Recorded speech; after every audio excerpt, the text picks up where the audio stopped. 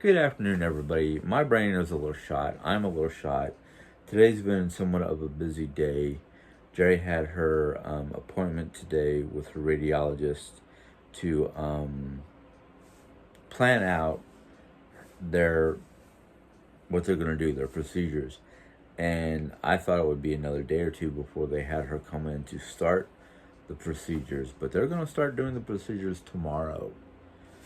And then Thursday, we got to go up to St. Louis for her surgical team from her leg to basically give her a yes or no. You can start walking. We're both crossing our fingers and toes and whatnot, and our eyes and the whole 9 yards, hoping they say yes. Go ahead and start using your walker, and don't worry about using your wheelchair or rollator again. Put those in storage or whatever. And if that's what they say to us on Wednesday, we'll be ready to. I don't know about Jerry being able to, but I'll be more than happy to go paint the town red with her, or for her, just out of glee that she's no longer having to worry about no weight bearing. She can start doing weight bearing and whatnot. I mean, she's already like chomping at the bit to start walking, instead of just getting up out of the wheelchair and putting all her pressure on her good leg to pivot so she can get into bed or through the doorway when the wheelchair doesn't fit. But yeah, that would be some great news on Wednesday. I just got paperwork in for my sleep study on August 17th. I thought it was July, but no, it's going to be August, which will be good. So I'm looking forward to that. Figure out what's going on. But I have basically this paperwork is under their main letter. They have this questionnaire I'm supposed to fill out for the sleep study, the sleep center. And it's 3 pages. Three? Is it 3? 1, 2. Yep, 3 pages worth of information I gotta fill in. One thing I do not like doing, even though it's necessary nowadays, to fill out paperwork for various reasons. So, yeah. But the other thing that's really gotten me, not really shocked as in like, oh wow, more like shocked in like, oh, she's opening communication. Mom and Pam have talked, and Mom gave Pam photos of the card and the envelope and letter that she typed out.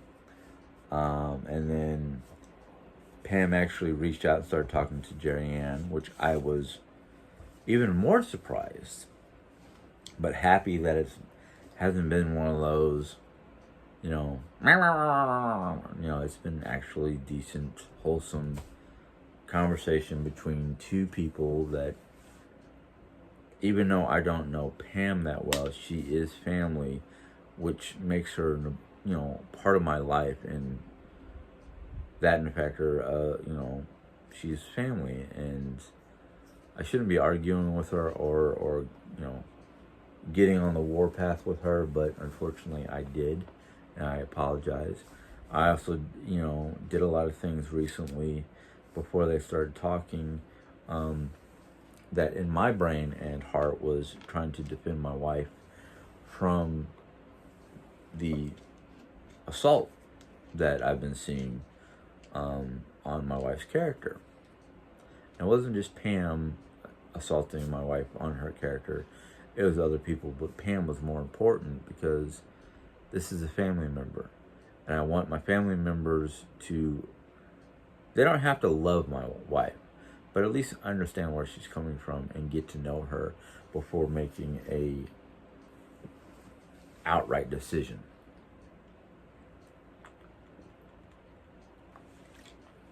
So I am sincerely apologetic towards my cousin Pam for being the way I was defending my wife and her life, all her issues. And being that Pam has now opened up the door to communicate with my wife, Pam can get you information that you think we're lying about and say, look, no, this doesn't seem to be, it seems to be very, everything they're talking about is actually, real. It's not something we're manifesting. But anyhow, that's that. I'm not trying to brush it under the carpet or anything like that. It's something that I'm happy that Pam is trying to communicate with my wife and trying to get to know my wife and discuss things with my wife. I'm even more, just as happy that she's talking with Mom and getting the 411 from both of them. And well, I hope that Pam sees that we're not trying to pull the wool over anybody's eyes, and I hope when Pam starts to relay her information and it's on a good note, that nobody starts jumping on Pam for starting to believe me and my wife, because Pam can come to her own conclusions after talking with Jerry, and hopefully her conclusions are of a positive note. I just don't want her to get caught up in the drama of people trying to be negative and stuff of that nature.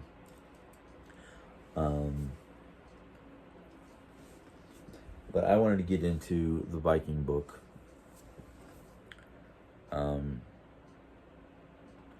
did have a D in there, so I did misspell it that one day. Let's see here.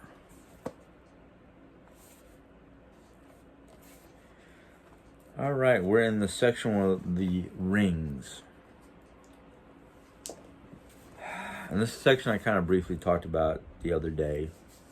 And if I don't seem enthusiastic, it's because I'm extremely exhausted. And looking into what the rest of my week is going to detail it, let's just say it exhausted me more than I thought it would. But anyhow,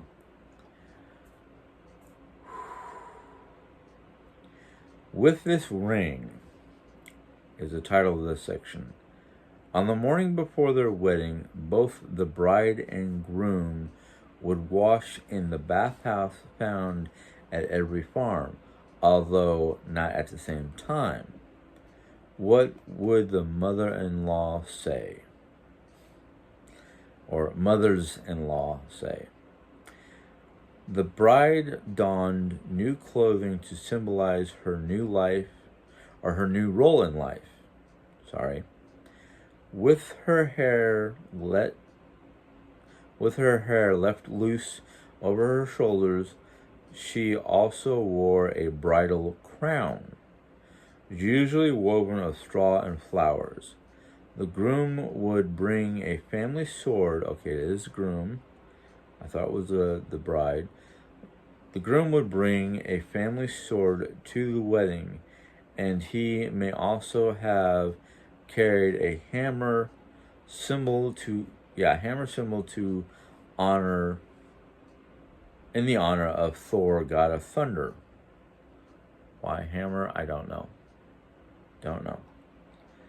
Weddings took place outdoors in a field or a sacred grove of trees. The bride walked to the ceremony preceded by a young male relative carrying the sword that would be her wedding gift to the groom. Okay. The groom would bring a family sword to the wedding, and he would also... Okay, all right. Don't know why he would bring one and she would bring one, but okay. An animal might be sacrificed to the gods with blood captured in a bowl and sprinkled on the couple and guests to spread the blessing. Don't worry, mead would probably work just as well for a modern wedding. And I love this picture. And I'll explain that picture in a second. The bride and groom then exchanged swords. Okay, she would get his sword, he would get her sword. A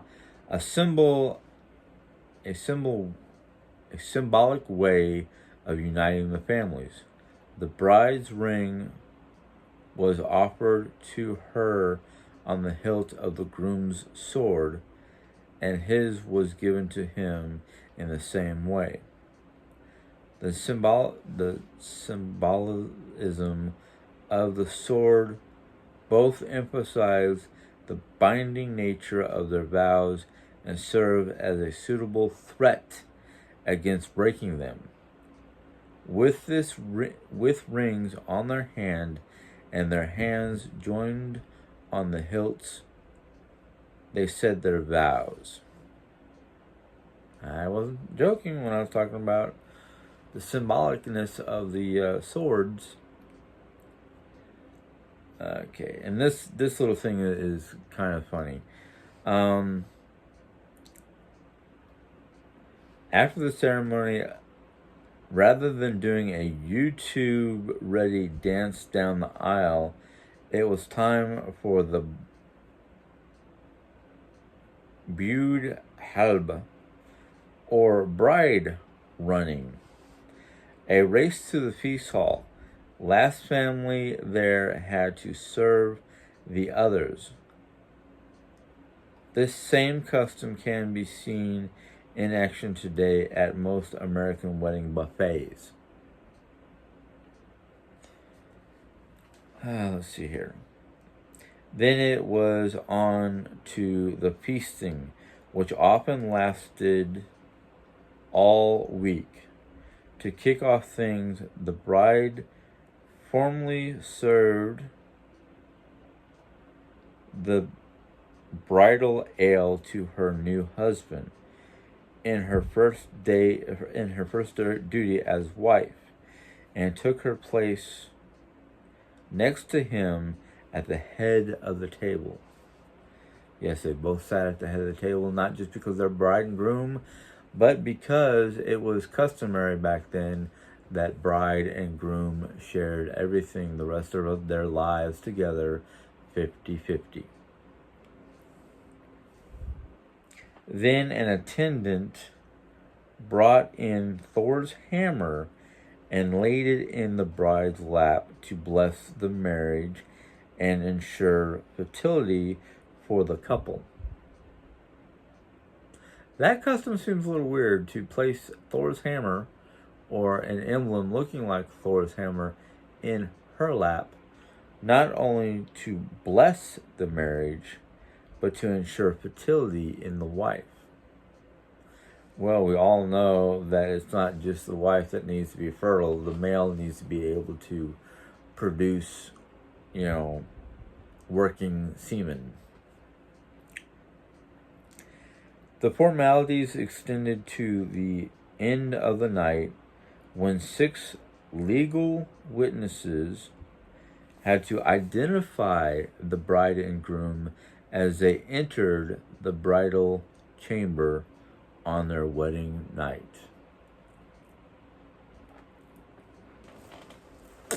I'm going to end there,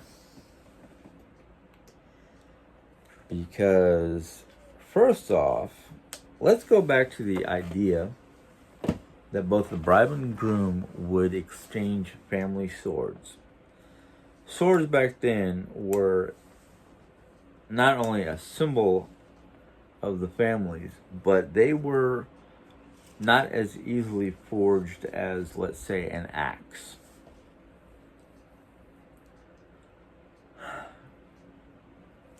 Now, they both took their hands, overlapped, and placed them on top of the hilt of one or both swords as they were pointed down into the ground, or kind of stuck in the ground at a level where they can just put their hands on the hilts without too much trouble.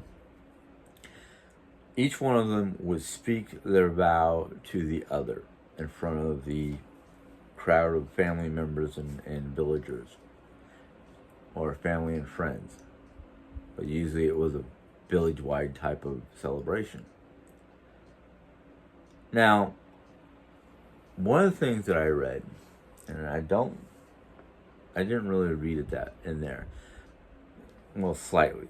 Basically, the whole thing was, we're going to do our vows. We're going to hold on to our family swords.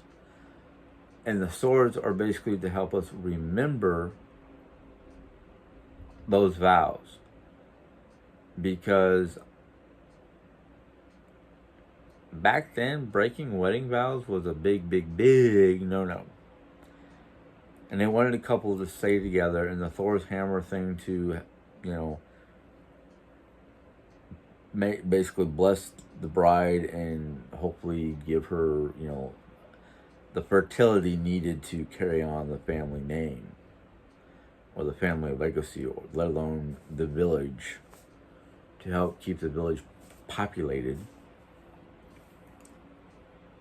But just to imagine this, and this is my imagination probably more than the words that I read. A lot of times in homes of the Norsemen, there's always hanging up on the wall weapons to help defend not only their home, but the village. To wake up every day and come out into the main room, because usually mom and dad's room is separated from the rest of the house, but to come out of the main room, or the bedroom, into the main room that served as living room, dining room, kitchen, kids' bedrooms. To be able to look at the one of the walls and see the two swords hanging up side by side, to remind you, besides the ring on your finger, to remind you daily that you have a significant other and vows to keep between the couple. I can only imagine if we were to do something like that in today's world, how many people would have lost their lives due to a broken wedding vow that the either the male or the female could have gotten upset because the wedding vow was broken in taking the family sword or a family sword and decapitating his wife, or something along that line. I am pretty sure that's something I would not want to happen. I know back then things were really brutal and really rough, but they kept to their word. Now I can only imagine how few problems we would have in this country today if we lived like they did back then. Their code of conduct, their code of laws, their swearing an oath on a sword, swearing their vows on two swords, family swords, however you want to put it. It does not sound like something most people want to live by, but just think. If we were to live by a code of conduct that our ancestors might have lived by, how few problems we would have. And I'm not even thinking about just the Norsemen. Look at the time of Christ. Now, granted, they did not swear their vows on the hilt of a sword. They weren't as violent or prone to violence as the Norsemen were.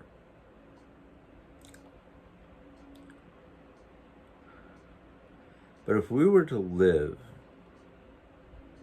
by the words of Jesus and not get them muddled up by our own ideals, our own take of the Bible, but to literally learn to live by the very Word of God. And let's say we don't use NIV or King James, we use the Holy Bible. Most people know the Holy Bible and how it's written. It's the same thing all the other Bibles are written like, but in a different mannerism. Because I remember the Holy Bible that my parents got me as a kid to learn the words of the Bible. And one of the biggest things that I had problems with is because the and thou and certain words from the Bible that aren't used anymore. But just the simple commandments that were passed down and then redone or rewritten or recertified by Jesus. Because according to the New Testament in the Bible, when Jesus came, the Old Testament was no longer needed. It was the New Testament. Because the New Testament, Jesus did give a lot of instructions on how we as Christians are supposed to conduct ourselves. And yes, I know nobody is truly full of grace. Yes, we can give ourselves some grace and whatnot. And yes, we stumble and we fall and we make mistakes. But it's also written in the Bible that when you come to Jesus with an open heart to His Word and His commandments and His love, and we love Him back in return and follow those commandments, our sins, no matter how great they are, can be washed away by the blood of Jesus. That was His whole purpose. His whole purpose was to come, spread the new word, spread the gospel, recruit men of good nature and good heart to help create what we know as Christianity today.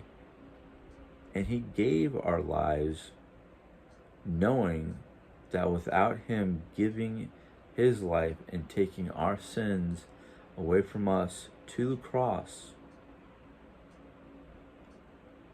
that we would be stumbling and following and we would not be saved from anything. We would have to deal with our sins no matter what. But if we go to Jesus and pray to Him and beg for forgiveness and make our apologies, whether it's to the person that we've done wrong or through Jesus,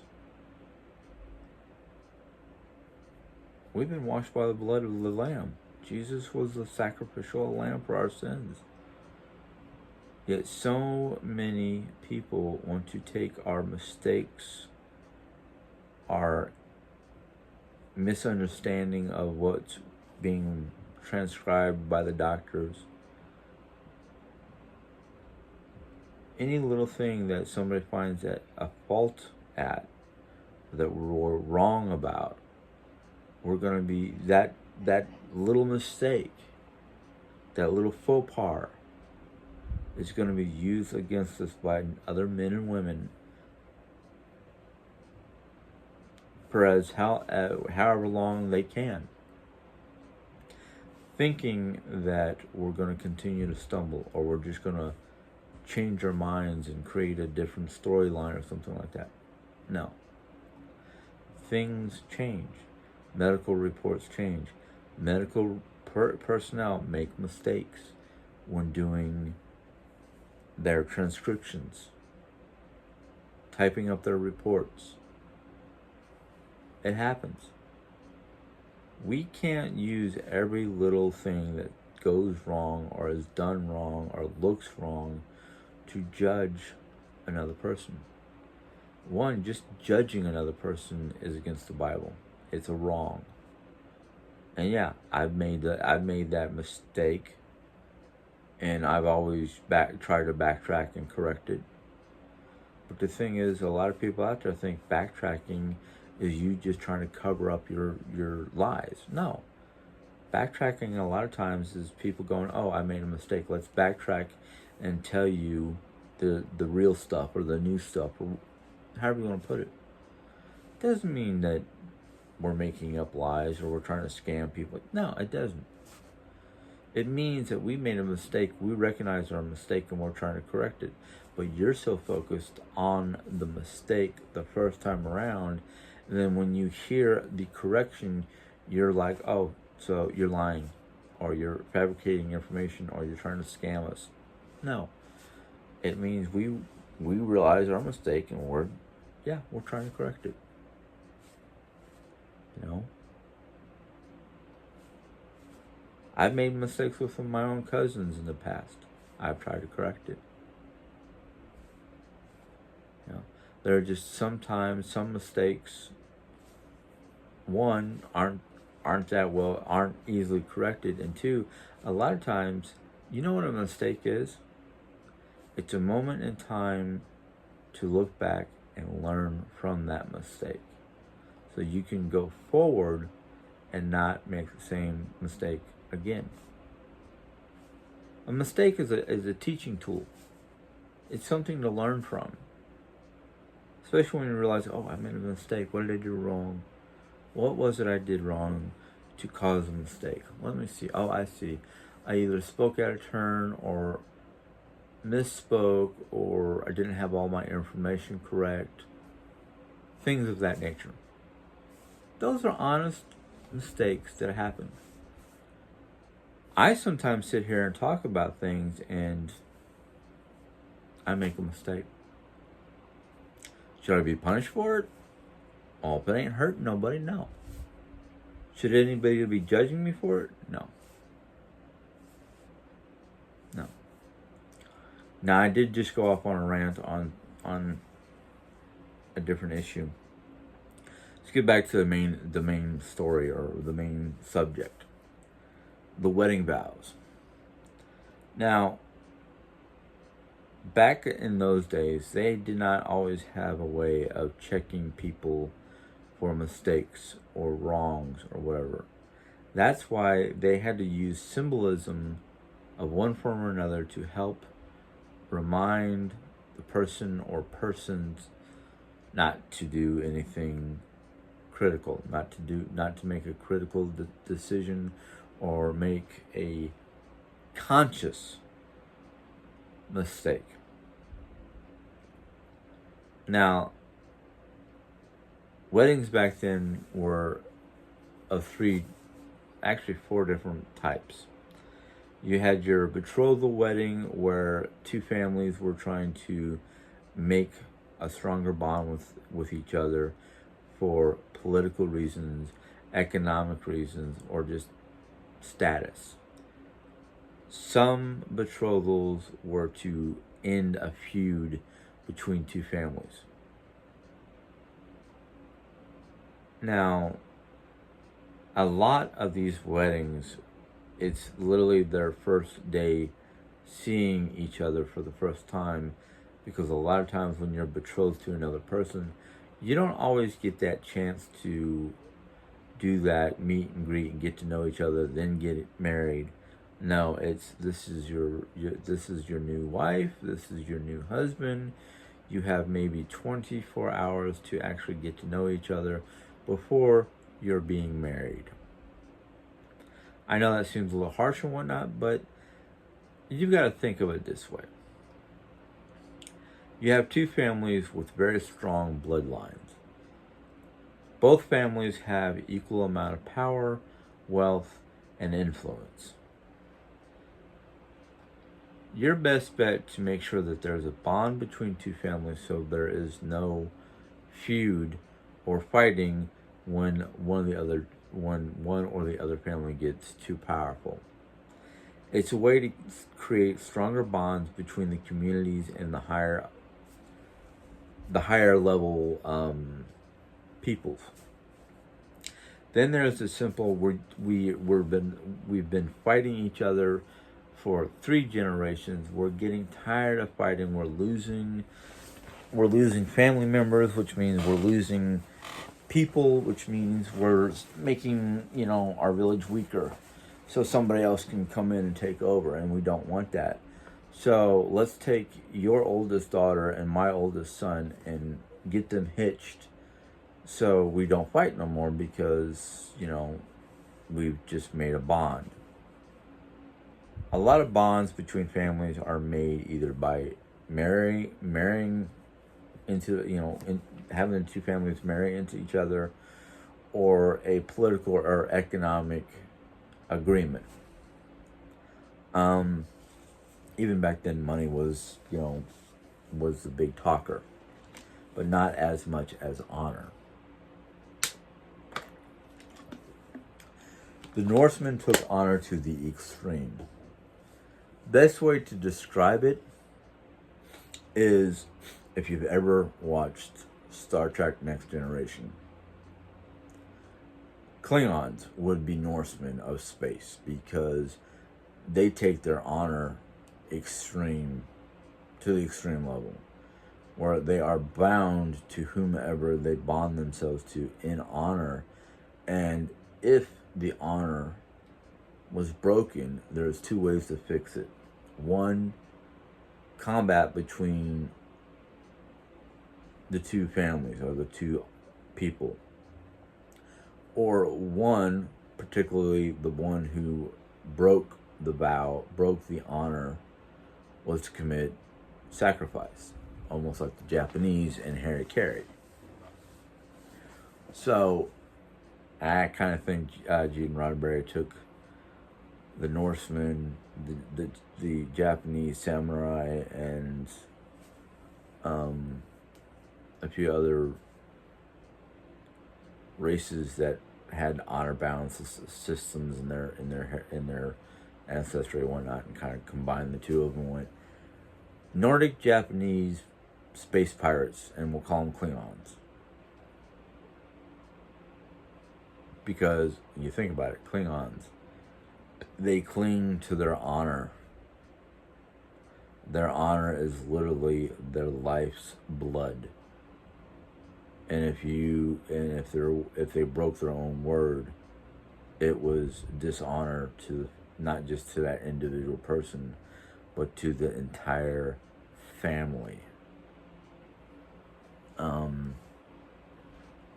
But yeah, doing your wedding vows and ensuring that you're going to keep them by making their vows a sacred vow on a hilt of a sword. I can't think of a stronger symbolism than that. I'm not saying the Christian wedding vows and ceremonies and whatnot are as strongly bound as something of that nature, but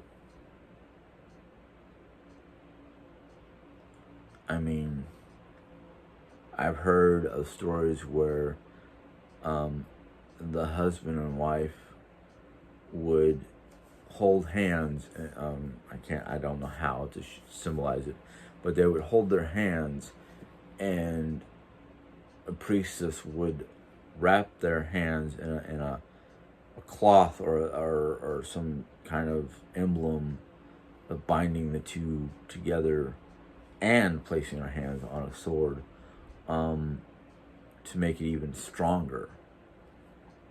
So it depends on the customs or the people, depending on how they bound the couple together, besides vows. And I know even today, there's the vows. Most religions have the vows for between the 2, husband and wife, and depending on the culture or the religion, there was certain kinds of ceremonies or methods to symbolize being bound together, besides the interchanging or exchanging of rings.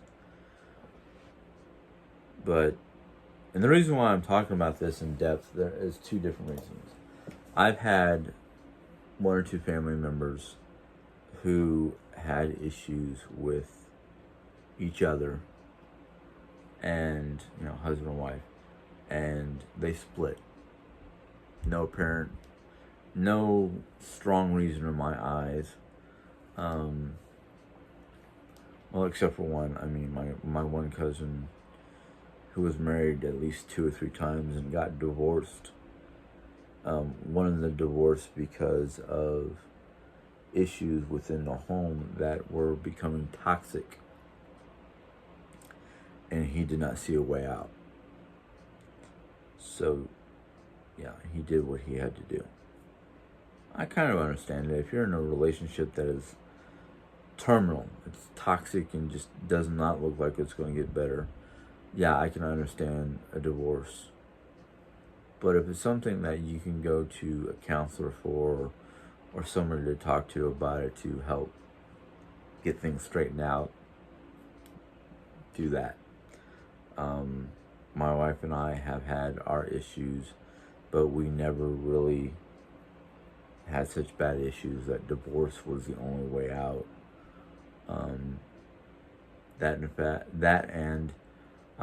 Both of us are really strongly against divorce, not just because of our personalities, but because how we were raised and how we were taught to look at the marriage as something that is permanent binding of two people. And honestly, I would rather deal with the issues and talk them out and try to get them straightened out than getting a divorce, because in my mind, especially my mind, is divorce is not an out. Actually, divorce is, it kind of shows that you were unwilling to work things out and too much of a coward to deal with them. That factor is just, it's one of those things that would just tarnish, in my brain, would tarnish my spirit, my soul. And I don't want that. And I don't even like joking about it. But it's a combination of, I took a vow, I'm honored and bound to keep that vow to the best of my ability. Yes, there's been 1 or 2 times where I've looked but never followed those feelings, never followed those desires, because I knew that they were wrong and they had to be dealt with and removed from my mind as best as I could. I could sit here all day and do a confessional of a lot of things that I've done or thought about, that I'm not exactly proud about, but I didn't follow up.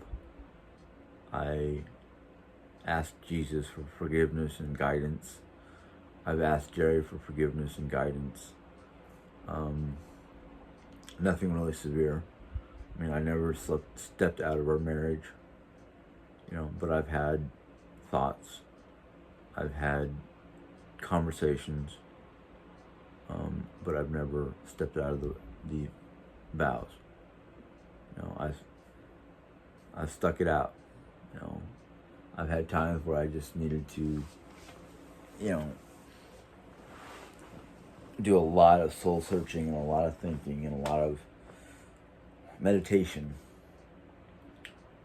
And like I said, I might not be proud of it. I know what the problems were, but I've never stepped out of our vows.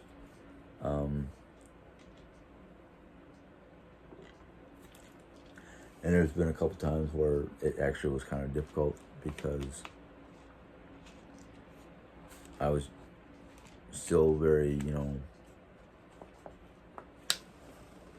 not thinking straight, not realizing not only what harm it could do emotionally and physically, but spiritually.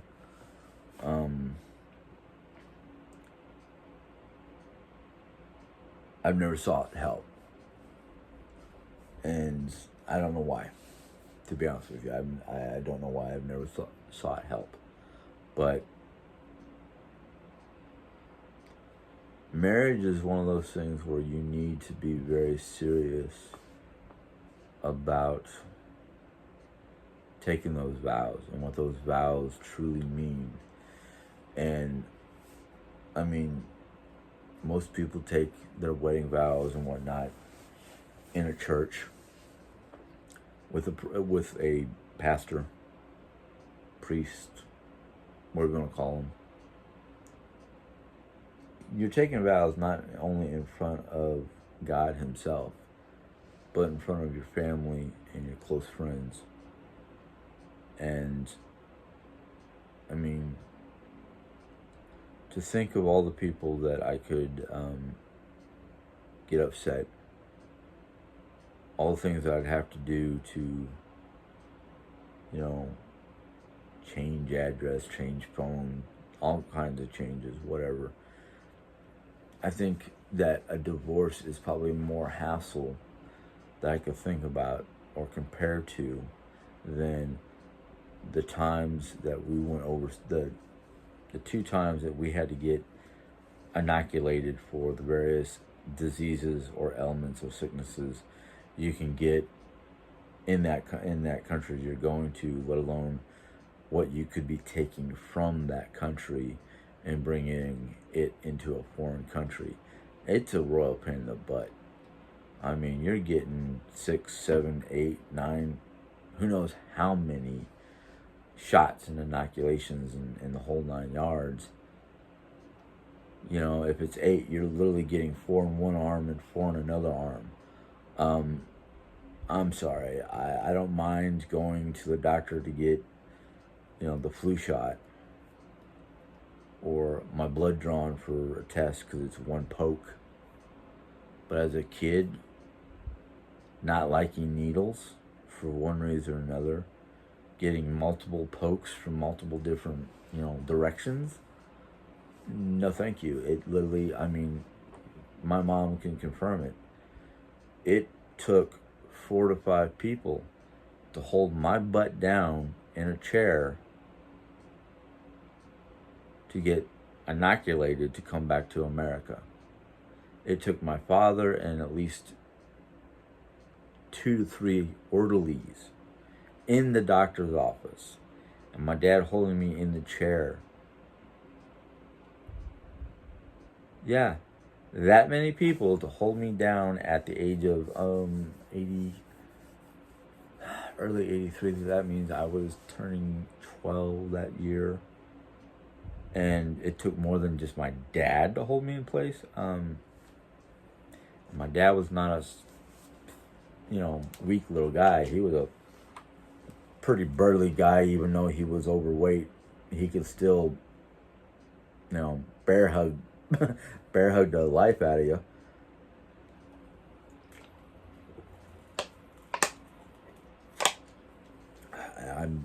I'm not exaggerating. I was. If I was going to put up a fight, I was putting up a fight. But that's beside the point.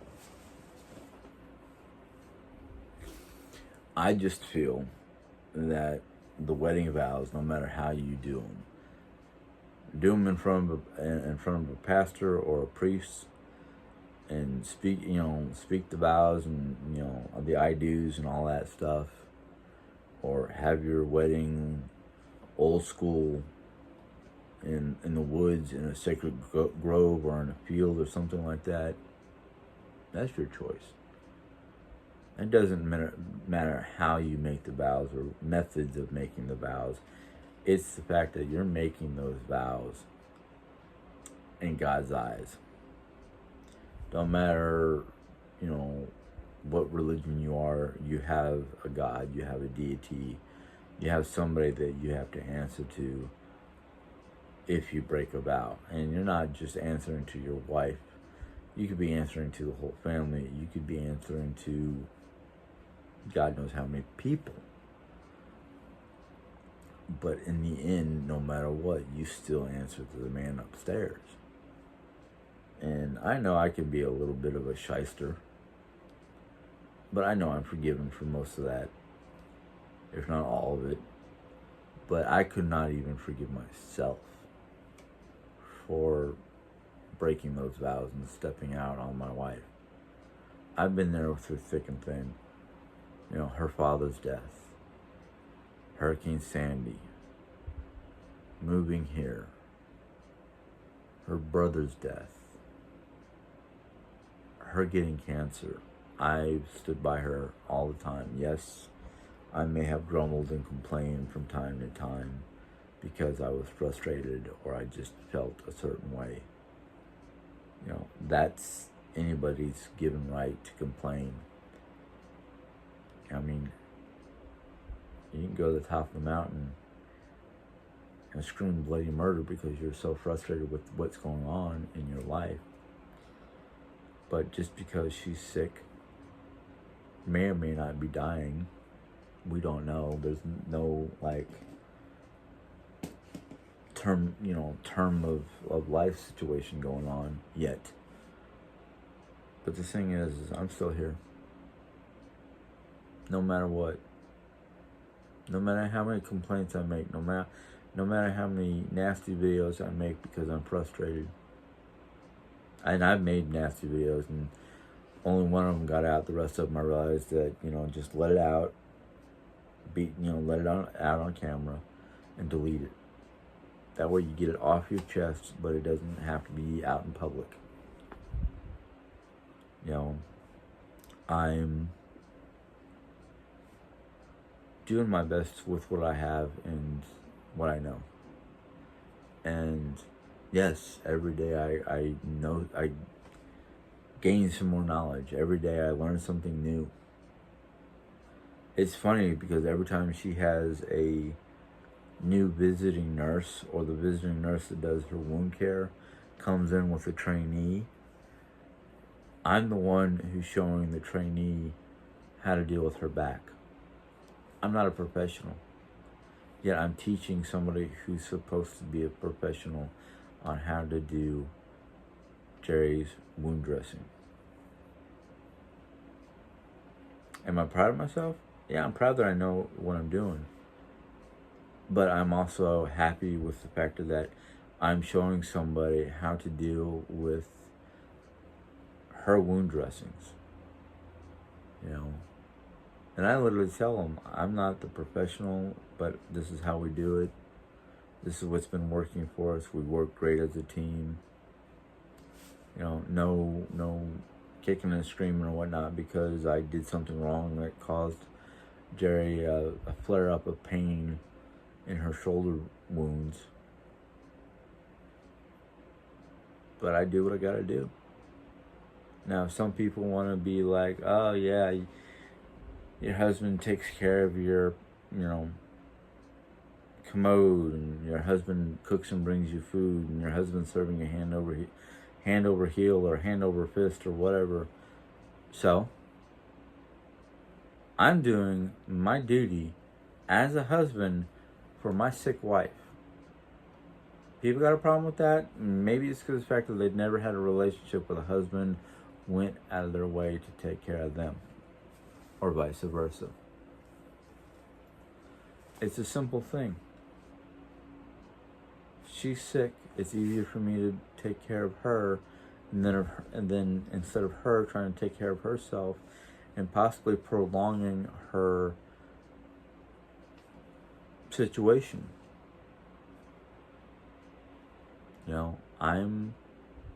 I'm almost at the point where if the doctor does not say that she can start walking after being almost bedridden for a year and having to deal with the pins and rods and plates in her leg for 8, 9, 10 months or thereabouts, 9, 10 months. I'm ready to look for a second doctor going, hey, look, this is their situation, this is the records, Her one doctor who did all the operations says that she shouldn't be weight bearing. What's your prognosis? What's your take on this? You know, I want Jerry to be able to walk, but I also don't want Jerry to cause more problems. You know, and then I know, for instance, another 3 months for Jerry to be in bed, she is going to go bonkers. Her depression will get worse. Her feelings will get worse. Her snippiness will get worse. And it's bad enough that things are going to get bad because she's going back on radiation therapy. I don't know if she's going back on chemo just yet, but I know she's doing the radiation therapy over here at the Phelps County Health.